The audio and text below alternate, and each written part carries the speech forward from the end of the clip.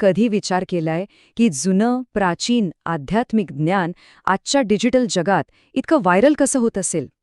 बरं, आज आपण एका अशाच ब्लूप्रिंटचा, एका आराखड्याचा अभ्यास करणार आहोत, जो मुळात याच कामासाठी बनवला गेला आहे. चला तर मग सुरू करूया. हा प्रश्न एकदम अचूक आहे. आजचा प्रेक्षक वर्ग खूप चिकित्सक आहे, संशयखोर आहे. मग अशा प्रेक्षकांसाठी प्राचीन ज्ञानाला पॅकेज कसं करायचं? आपण ज्या आराखड्याबद्दल बोलतोय तो बरोबर याच प्रश्नाचं उत्तर देण्यासाठी बनवलाय. आणि विशेष म्हणजे त्यासाठी एक AI ऑप्टिमाइज्ड प्रोटोकॉल वापरला जातो, जो आधुनिक मानसिकतेचा अचूक वेध घेतो.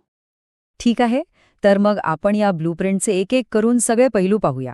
सुरुवात करूया त्या चिकित्सक प्रेक्षकांपासून. मग पाहूया त्यांना पटवून देण्याची त्रिसूत्री रणनीती काय आहे, प्रत्यक्ष ब्लूप्रिंट कसं आहे, आणि शेवटी याला जागतिक स्तरावर कसं पोहोचवायचं याची योजना काय आहे. चला तर मग पहिला मुद्दा पाहू. तर ह्या सगळ्याच्या मुळाशी एक मोठं आव्हान आहे. ही ब्लूप्रिंट हे मान्य करते की आजचे प्रेक्षक खूप हुशार आहेत, टीकात्मक आहेत. ते कोणत्याही सेल्फ हेल्प सल्ल्यावर डोळे झाकून विश्वास ठेवत नाहीत. आणि हीच विश्लेषक वृत्ती सगळ्यात मोठा अडथळा ठरते. म्हणजे सल्ला स्वीकारण्याऐवजी लोक त्याचं विश्लेषण करत बसतात. त्यामुळेच ही संपूर्ण ब्लूप्रिंट एकाच मुख्य प्रश्नाभोवती फिरते: लोकांच्या ह्या चिकित्सक वृत्तीला ओलांडून त्यांच्यापर्यंत पोहोचायचं कसं. मग यावर उपाय काय?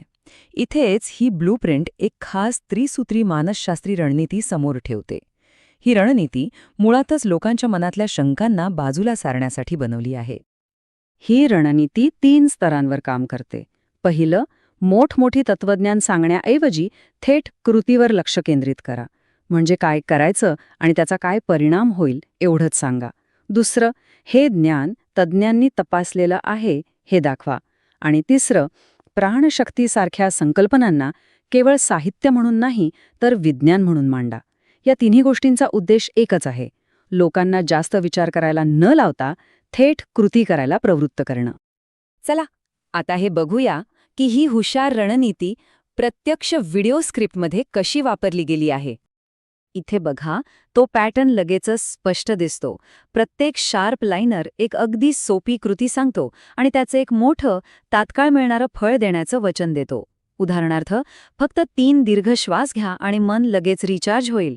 हाच तो कृती केंद्रित दृष्टिकोन आहे ज्याबद्दल आपण बोलत होतो. आणि याला जोड दिली आहे जबरदस्त व्हिज्युअल्सची.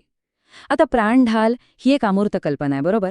पण जेव्हा ॲनिमेशनमधून श्वास नकारात्मक ऊर्जेला एका 3D ढालीमध्ये बदलताना दिसतो, तेव्हा ती कल्पना अधिक खरी आणि प्रभावी वाटते. हाच फॉर्म्युला पुढेही वापरलेला दिसतो. इथे मानसिक आरोग्याला पोषण असं म्हटलं आहे. आणि परत एकदा, दर 3 तासांनी रिसेट करा किंवा 10 मिनिटात 3 उपाय शोधा यांसारख्या अगदी अचूक आणि मोजता येण्यासारख्या कृती दिल्या आहेत. आणि याला साथ देण्यासाठी व्हिज्युअलसुद्धा अधिक प्रभावी होतात. मेंदूतील नकारात्मक विचारांचे राखाडी ढग गायत्री मंत्राच्या सोनेरी प्रकाशाने नाहीसे होऊन त्याचं रंगीबेरंगी ठिणग्यांमध्ये रूपांतर होतंय. हे ॲनिमेशन पाहिल्यावर संकल्पना मनात अधिक घट्ट बसते. तर आतापर्यंत लक्षात आलंच असेल, फॉर्म्युला अगदी सरळ आहे. एक आकर्षक लाईन, एक सोपी कृती, एक शक्तिशाली परिणाम आणि त्याला पूरक असे एक व्हिज्युअल. हाच नमुना संपूर्ण स्क्रिप्टमध्ये सातत्याने वापरला आहे. पुढच्या भागात भर दिला आहे आंतरिक शक्ती वाढवण्यावर. तुमचे विचार हीच तुमची ताकद आहे, किंवा फक्त 21 दिवस एक वाईट सवय सोडा यांसारख्या छोट्या शिस्त लावणाऱ्या कृतींमधून मोठा आत्मविश्वास निर्माण करण्याचं आश्वासन दिलं जातं.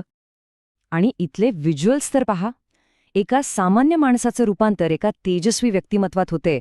हे ॲनिमेशन थेट प्रेक्षकांच्या मनात आत्मसुधारणेची एक शक्तिशाली प्रतिमा तयार करतं. आणि मग येतो ह्या स्क्रिप्टचा शेवटचा आणि सगळ्यात महत्त्वाचा भाग. हे जे काही 12 मुद्दे आहेत ना, त्या सगळ्यांना एकत्र करून एक जबरदस्त नाव दिलंय: तणावाची लस. आता बघा, लस हा शब्दच किती हुशारीने वापरलाय. तो ऐकल्यावरच वाटतं की हा काहीतरी वैज्ञानिक खात्रीशीर उपाय आहे. आणि मग काय, कृती करण्याची प्रेरणा आपोआपच येते. पण ही ब्लूप्रिंट फक्त एक व्हिडिओ बनवण्यापुरती मर्यादित नाहीये. याच्या अंतिम सूचनांमधून हे स्पष्ट होतं की याचा उद्देश खूप मोठा आहे, म्हणजे जागतिक स्तरावर प्रभाव निर्माण करणे.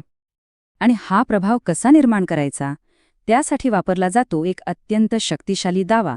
गुरुदेवांनी 3200 पुस्तकं लिहिली आहेत, हाच सर्वात मोठा पुरावा आहे. इथे यावर आधारित असं काही म्हटलेलं नाही. दावा थेट आहे, निर्विवाद आहे. हा 3200चा आकडाच एक शक्तिशाली शस्त्र बनतो.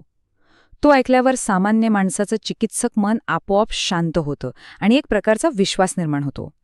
आणि मग ही 3200 पुस्तकांची विशाल लायब्ररी फक्त 2 मुख्य ग्रंथांमध्ये सारांशित केली जाते.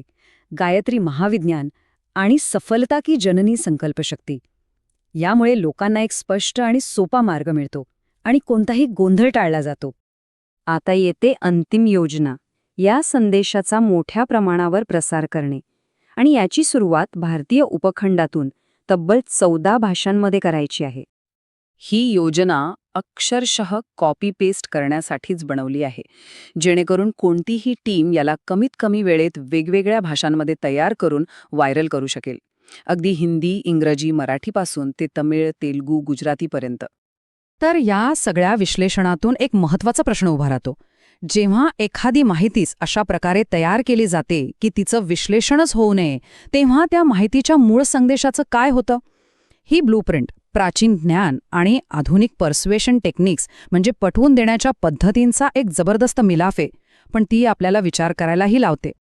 यातून एक गोष्ट नक्कीच स्पष्ट होते, आजच्या डिजिटल युगात संदेश काय आहे यापेक्षा तो कसा दिला जातो हे जास्त महत्त्वाचं ठरतंय. हे विश्लेषण पाहिल्याबद्दल धन्यवाद.